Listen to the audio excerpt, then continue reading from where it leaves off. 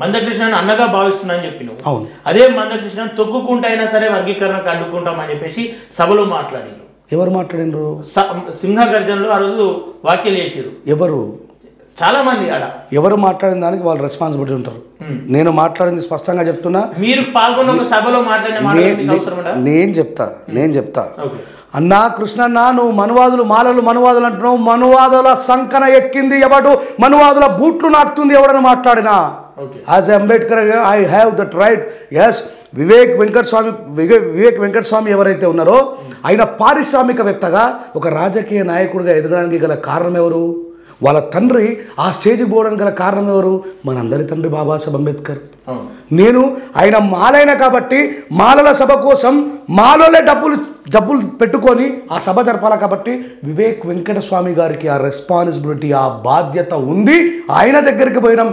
మేము మీలాగా ఏ మనువాదుల దగ్గరికి పోలేమన్నా. నేను మాట్లాడిన మాటకి 100% కట్టుబడి ఉన్నా.